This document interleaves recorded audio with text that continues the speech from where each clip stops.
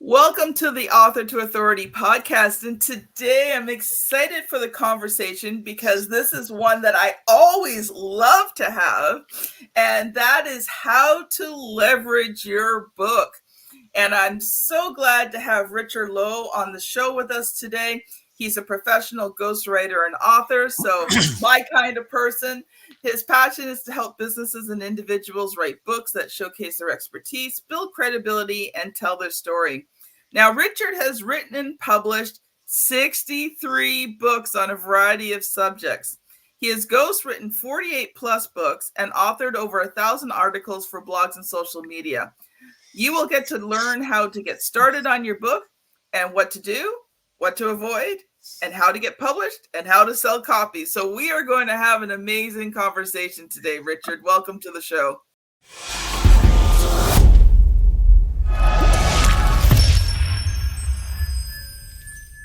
Yeah, we should be able to summarize that in like 1 minute. No, kidding. You're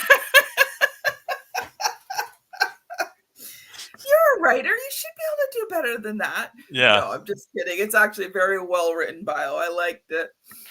Richard, I think that, the question I want to start off asking you with is, why is it important to leverage a book? Obviously, we're going to get to the how-to, but I think we need to understand why you have to leverage it. Okay, well, my audience or my customers tend to be C-level business people. And generally, they're thinking about pivoting their career. So they're in their 50s, usually maybe 40s, and they want to change to something else, often coaching, moving to a new business, something like that.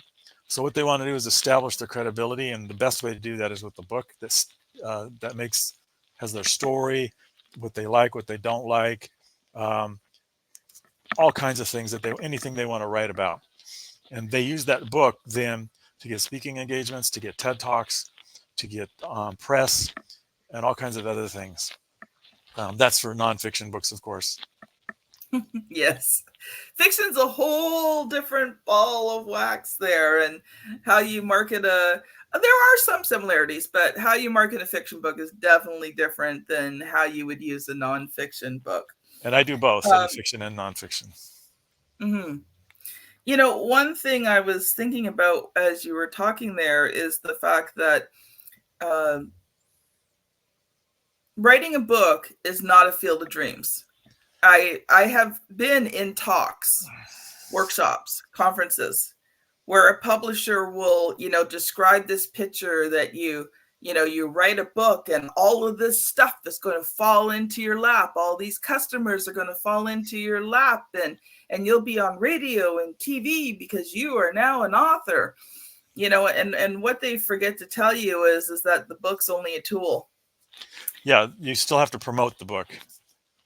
And use it as a promotion. So you promote it and use it as promotion. So you do both at the same time. Yeah. And I think, we do, as publishers and writers and ghostwriters, we do our clients a disservice when we give them that impression that, just writing the book is the hard part and then everything comes to you. It's like, no, writing the book is like being pregnant and then you got to raise that kid. Well, I wouldn't know about that, but I understand. Are you a father, Richard? I had a stepson. You had a stepson. Okay. Yeah. So you know a little bit about the process of raising those kids once they're born. Yep. But yeah, like the work doesn't stop just because the book is published. You've now got to use that book to, gain credibility, visibility, memorability, all of these things. And so I'm so excited for today's topic. But first, Richard, I would love for you to share a little bit of your story. How did you get into ghostwriting? Well, it's an interesting story, and it probably would take about 6 hours to go through, so I'll try and summarize a little bit. I actually ghostwrote my first book when I was in my late teens. It was more for fun than anything else. My grandfather was a World War II vet, and everybody called him weird and said, avoid him. He's cranky. He's going to bite your head off. Well, I wanted to know my grandfather, so I basically told them all middle finger and went and talked to my grandfather. Turned out that he'd been captured on Corregidor in World War II. He was in the Bataan Death March. He was in a prisoner of war camp for 4 years. So I decided to write his book for him. And was never published. And I was only in my teens, and it was pretty garbagey. But that was my first time trying to write a book, and I fell in love with it. So I got to interview this guy, find out about him. We became kind of friends, which was the rest of the family was looking at me like, okay, you're weird, but that's fine. And then after that, I decided I needed to get a job and get out of the house. So I focused on a career for 33 years and became a tech leader at various places like Trader Joe's and so forth. I was a VP of consulting of several different businesses. And then I decided, okay, I've had enough of this stupid corporate BS, and decided to start my own business. I had enough money in the bank that I could do that. So I jumped off the cliff, moved from California to Florida, and found a new place to live and started a business. And I tried everything to begin with. I tried affiliate marketing. I tried straight writing. I tried selling on eBay, and I made money at all of them, but nowhere near what I needed to make to pay the bills and so forth. And then I stumbled into ghostwriting. I ran into a ghostwriter at a writing critique group, and he started me writing. And he put me on a memoir of the guy this was before the Soviets invaded Afghanistan. He was the engineer who built all the roads in Afghanistan. This was in the 70s. And what happened to him is he wanted to write a book about his stuff, what happened to him. So he was captured when there was a coup just before the invasion, and he was captured by those people and put under house arrest. And while he's in his house, he got a phone call from somebody he didn't know who said, "Leave now." And he said, "Why?" And he said, "Don't argue. Pack your bags fast. Get out of the house now." So he got out of the house. A big trip down to the Duran line, which is like 1,000 miles down and is considered one of the roughest place on the planet to get through. It's Pakistan and Afghanistan border. Got out. When the Americans came finally after the Soviets left, we looked at the prison he would have been put in. And we found tens of thousands of skeletons of people who were executed. He would have been one of them. So quite a dramatic story. I got paid a whole $1,000 to write that book. I was very excited. I was not excited by the rate. And then I did a couple more. And then I decided, look, I can make a lot more money doing this. My boss said, "No, you can't. You don't know how to market. You don't know how to sell." So I quit. The next day I had a $10,000 book. And the day after that, I had a $15,000 book. So within 2 days, I had $25,000 worth of books and never looked back. It is partially because of my tech background. I had connections in the tech industry. So I was able to find people who wanted to write that kind of book. And it came out pretty good. And when I left Trader Joe's, people were saying, "Well, you're leaving a career in tech and you can't make any money as a writer." I'm making double what I made at Trader Joe's now. So I've pretty much managed to leverage my own experience and my own background and my own story into a writing career. Plus, I learned not to be shy. Richard, I love it. There's a few things that kind of caught me. And, I think, many of them are passing away now and many of them are gone. But, we look at that generation that went through the war and we wonder what's wrong with them. But, we don't understand the emotional impact that these soldiers went through and the horrific things that they had to do and the horrific things they saw. And, I don't know about you, but I would probably close myself off too. Why would I want to think and remember those things? It's just easier to shove them away. And so, when you don't deal with them, you're usually self-destructive in one of a few ways. Either you're angry, grumpy, and miserable, or you're addicted to something. And, kudos to you for, taking the time to get to know your grandfather. But the one other thing you talked about there, and I just think it's important, like you quit your job and the next day you had sales, but I like the fact that you said that you leveraged your network.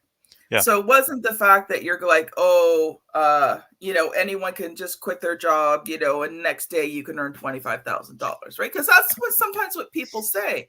But they don't tell you the fact that they spent years building a network of people so that they can go to 2 or 3 people that they know will probably convert pretty easily to get things started. But, when you're first just starting out and you don't have a network and you haven't, built it yet, very rarely can you go out unless you already have a very exceptional sales skills That was almost and do that. 500. That was almost 500 phone calls to get those 2 clients over a period of Well, several thank you days. for sharing that.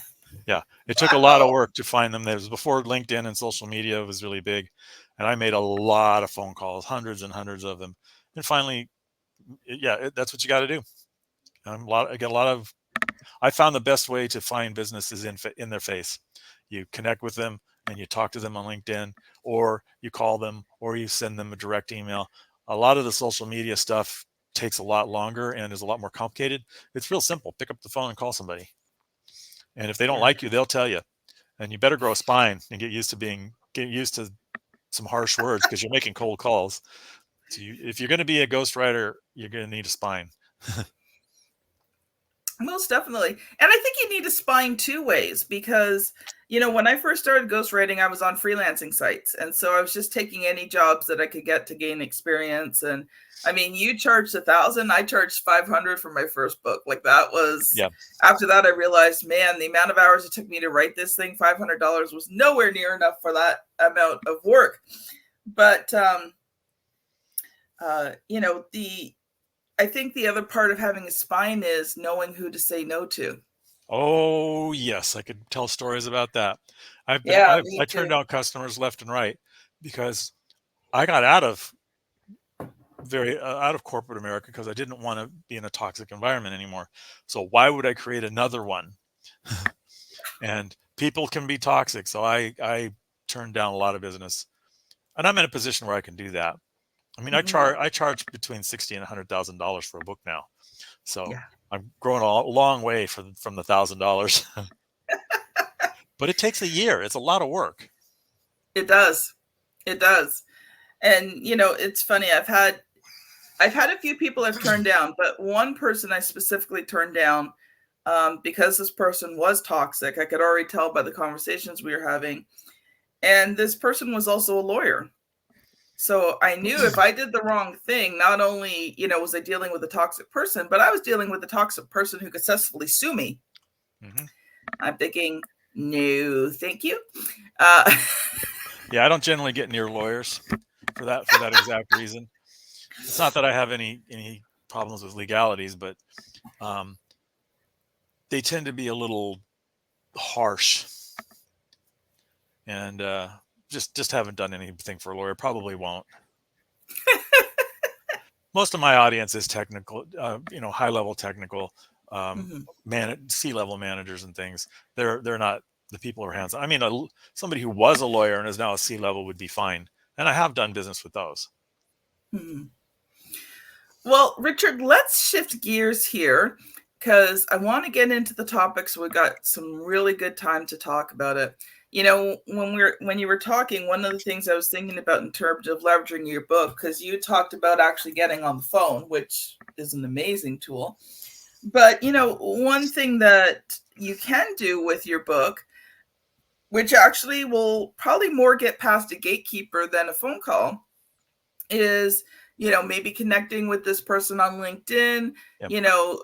maybe a short conversation or so, but send them your book. Sending the book can work, or send them a book that you've written. The problem with ghostwriting is those books are almost always under non-disclosure, so you really can't send them around. I've written a few of my own books, obviously, so I can do that. Yeah, getting past the gatekeeper is not usually difficult for me because I'm high enough level where I can do that. I do a lot of work on LinkedIn. The problem with LinkedIn is people sometimes visit it only once a month. So you send a message and you hear nothing for a month or Yeah. 2 or 3, and it's not because they're ignoring you; it's because they don't go to LinkedIn. And by the time they get there, your message is buried 1,000 messages down. Yeah. Well, I guess it depends on your target market. For me, my target market is usually fairly active on LinkedIn, so I don't tend to have That is, I can't say it never happens, but generally, that's not a problem for me. But I was thinking more of sort of the wow effect, and obviously, one of the things we talk about in author to authority is writing your own book to promote your business. So for Mm. you as a ghostwriter, that's a little difficult. You would send other people their books. I have sent some of my clients books, Selling from the Heart, Revenue Growth Engine, The Sport of Life. I have sent some potential clients some of those books just because they were really good books and relevant to what they were in. But, I think it makes an impression. And, Yeah. one thing I was thinking of is, actually making like getting a really nice box printed, maybe putting a couple extra things in the box with the book, like making it a really nice package that's attractive, especially like if you're going for C-suite. Yeah, I don't know if that I haven't tried that. I don't know if that would work or not. It's C-suite are more impressed by communication, how well you Mhm. talk, that you can talk the talk and walk the walk, so to speak. Mhm. And they want to hear they do want a copy of the book, but Kindle's usually fine. I usually send them a free Kindle version or something. I haven't tried the gift box. I'm not sure how that would go over, but maybe it work. Maybe it would work. I think it's just more, it would be impressive. You Yeah. know, it shows your professionalism if they get this very, you know, well designed box with, certain things in it. But, I would be concerned that it shows you're desperate. Also, hmm, well, yeah, we'll have to try it and figure it out. There you go. give it a shot. Um, when you get a chance, I'll tell you my favorite ghostwriting story. But continue. Actually, I was just going to turn the stage over to you, Richard, to share what you've prepared for us today. Well, my favorite ghostwriting story is real brief. I got somebody contacted me from my website. Actually, most of my leads come from my website. Um, and they're very targeted because they want a book by the time they get to me, and they know that I sell books because the website does that. So it came from my website. It's about 3 years ago, and she was 78 years old, and she said, let's get together at Panera Bread. So I went over to Panera Bread, took one look at them, and thought, oh my God, they don't have the money. I mean, they looked like they lived in a trailer, which was true. They actually did. Um, the missing teeth and stuff like that. I mean, exactly what you'd expect from the Beverly Hillbillies, and that's fine. Beverly Hillbillies had a lot of money, but but I was okay, fine. I'll be nice and I'll have lunch with them. There's no way they're going to afford me. She could afford me. Um, this was her book. She wanted to do. It was her whole life. She had been keeping a journal of her dreams through her whole life. And what she wanted me to do was take those dreams, read them, and they were handwritten and little scratch notes that she wrote when she woke up, so they were hard to read. I had her ask her sister to transcribe them, and she did. So we're talking, volumes. At least I didn't have to do that. Um, and then write it into a novel. So we wrote a novel, and it became called Gators in the Soup. It's on Amazon. Um, and it's one of my favorite projects because it meant so much to her, and it was fun to write. It's a young adult and these gators going all through this magical swamp, fighting magical beasts and stuff. It was a lot of fun to write.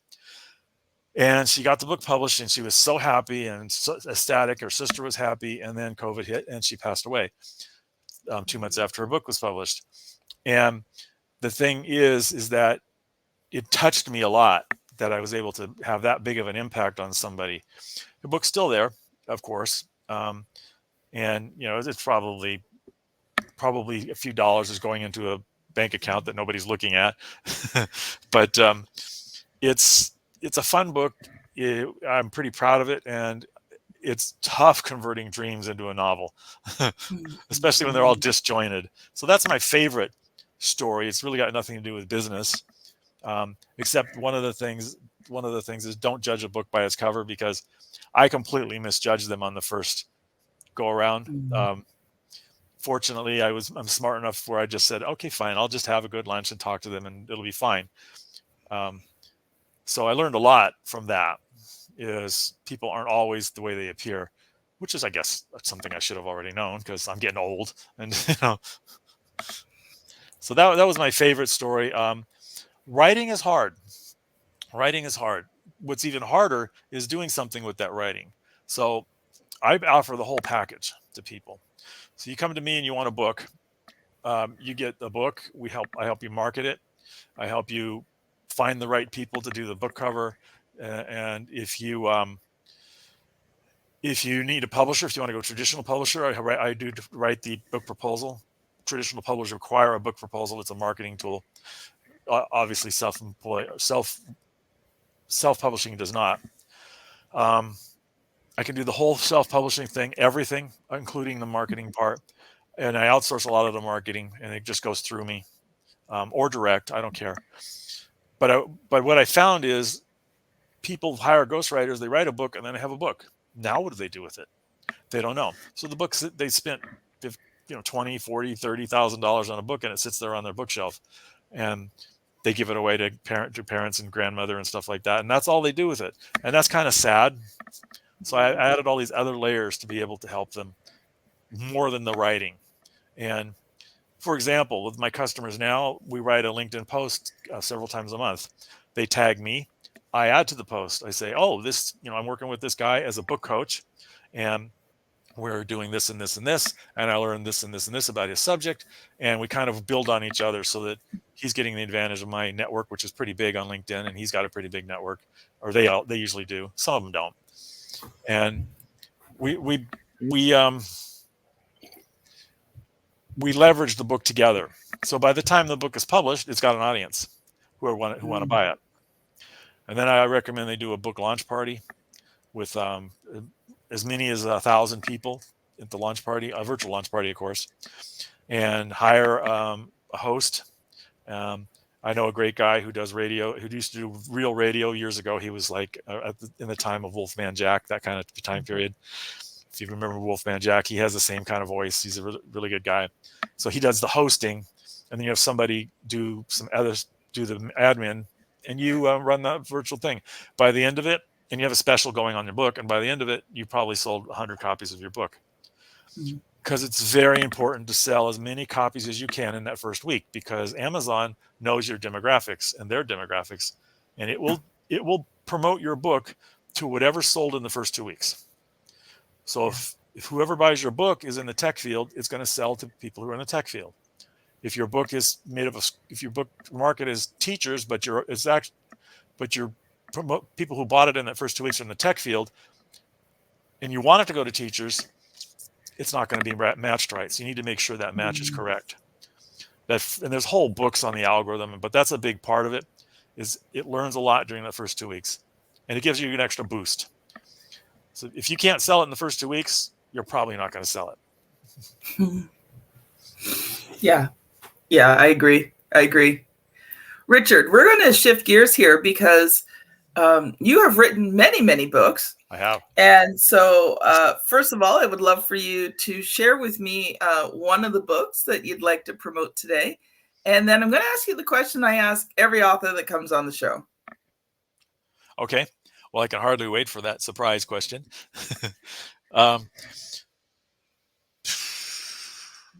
Most of my books were written several years ago because I realized that I needed to have something to show, and I couldn't show my ghostwritten books. Probably the book that it's sold probably a dozen copies that I'm most proud of is Safe Computing is Like Safe Sex. If you don't practice it, you're not safe.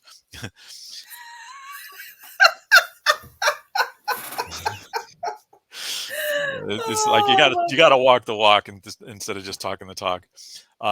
It's the first one I did. It didn't sell because there's so many cybersecurity books out there, but it's the one I'm most proud of because I spent a lot of time on it. It's got diagrams and pictures and all kinds of cool stuff. So you could actually go to coolauthor.com, and it lists all my books. And I've got coloring books. I got about 20 coloring books. I got in a coloring book thing. It was a big rage before. Now with AI, coloring books are like, you can spit one out in 15 minutes, and there's a bazillion of them on Amazon.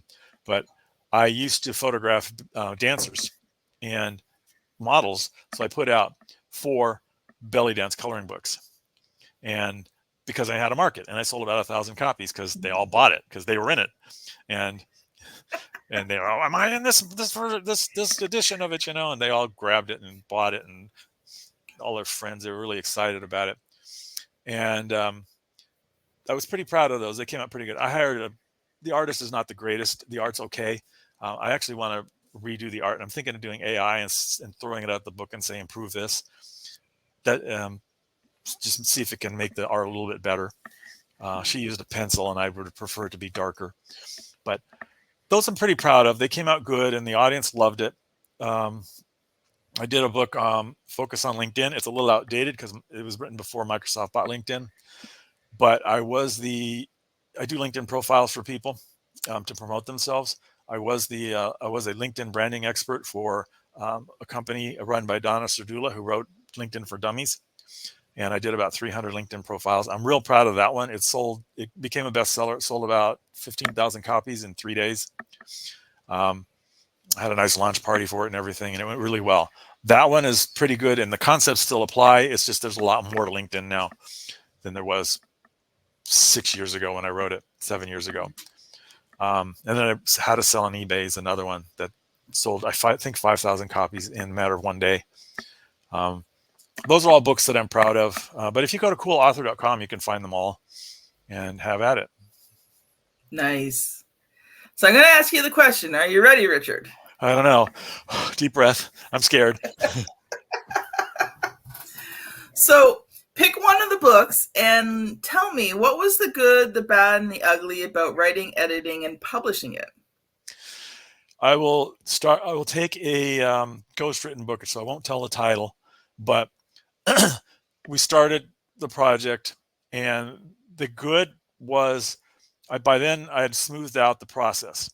So my process is I write 7 books at a time. So I have 7 clients going at any one time.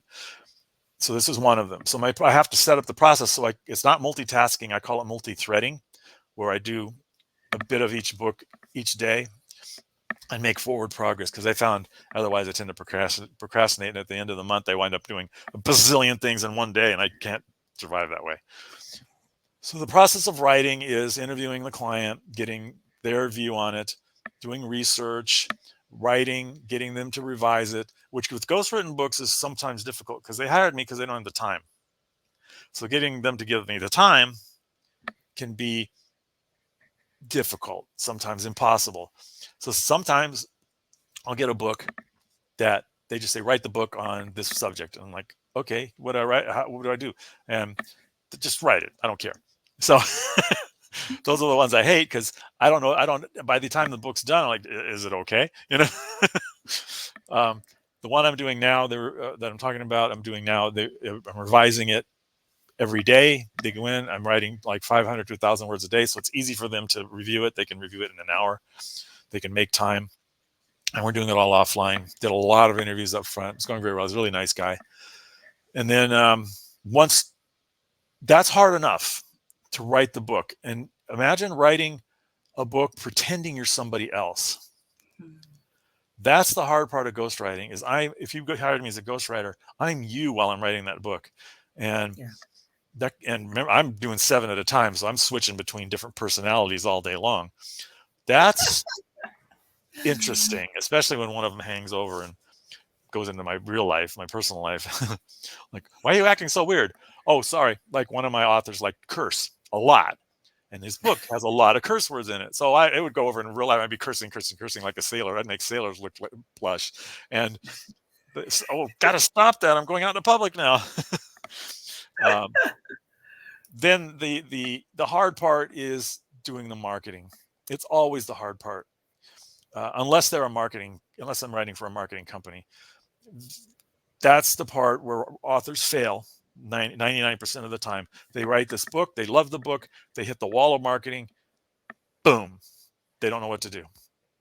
And the ghostwriting ones, it's very common that they just sit on the shelf because they have no idea what to do after that. And hire a marketer, I mean, you're paying me $40,000, $50,000, $60,000. You're going to pay the same for a marketer who knows what he's doing. So you better make sure that book is what you want. And I do a lot of that vetting up front to make sure the book is what they need and want, and to make sure it's the right book. And I vet it all along. That's why I have the writing, and then they review it the same day, because I want to make sure I'm writing the book that they want before we get to the end, because there's nothing worse than having to rewrite a whole book. Oh, I'm sorry, I wanted it in first person. God. Yeah, I hear you. I hear you. Yeah, that turned out to be very common, where they changed that, or it's supposed to be in present tense, not past tense. You're kidding me, right? We're halfway through the book. Why didn't this come up earlier?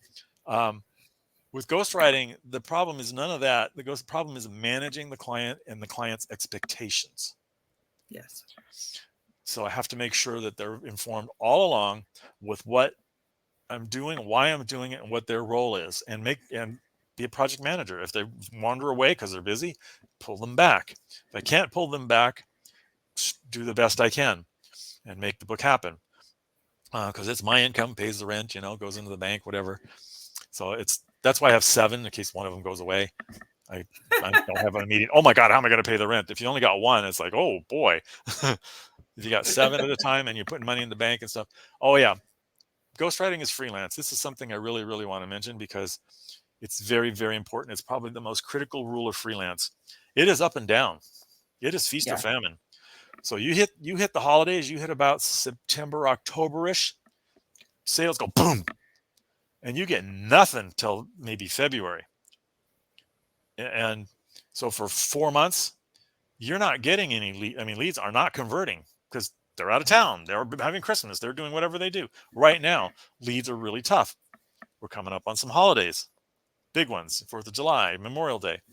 There's no leads. So use this time to build those leads. So probably the best advice I could give to anybody who's freelance writing is understand it's feast or famine and make sure you've got at least 4 to 6 months in the bank, or you're going to be in trouble. The more you can have in the bank, the better. Books So are hard. Richard, unfortunately, we are out of time. Oh, darn. I thought we had 16 hours. Richard, I would love for you to share just one very quick final thought. And if you have something that you'd like to either give away or promote, you can do that as well. Well, my final thought is if you've got a book and you write it, if you don't know how to write it or you don't have the time, hire a ghostwriter. If you don't have the money or the time and it's important to you, you'll find the money and the time. And that's the key point about you as a client is I hear a lot of people say, well, I don't have the money. Well, you had the money for that vacation. You had the money for that heart transplant you needed, whatever, you have the money for the important stuff. If writing your book is important, you'll find the money. If it's not important, if you can't find the money, it's not important. So figure out what's important in your life and pursue that. And you'll find that you can raise the money and do whatever you need to do. As far as a giveaway, go to my website and go to the contact field and schedule. If you need book coaching, schedule a free call. You can schedule up to an hour, and we can talk about whatever kind of problem you're having. I do book coaching. I also do LinkedIn profiles and LinkedIn coaching. So if you need help with something like you're stuck on a book, you can call me. I'll talk to you about your problem. I'll give you a few tips. And then if you want to buy an engagement, that would be anywhere from 4 hours to 10 hours at a time. And we can figure out your problem. That's thewritingking.com. So it's thewritingking.com, spelled out. Awesome. And you can go there. There's lots of links to my scheduling tool. Schedule a time and put a little sentence as to what you need so I can be a little bit ready. And we'll talk. Love it. Love it. Thank you so much for being on the show today, Richard. My pleasure. Audience, if you wonder where to go next, I have started doing weekly training videos on thought leadership, book publishing, visibility, credibility, all of those types of things so that you can actually become the authority in your niche, depends which country you're from. So I'd love to direct you to the power of a professional story. If you're planning on writing a book, knowing which story to tell is crucial. So you know the routine. My daughter has placed the thumbnail here on the screen if you're watching on YouTube. If you are listening in on the podcast, the link to the video will be in the show notes. Thank you so much for being here today, and we'll see you on the very next episode. Bye now. Bye.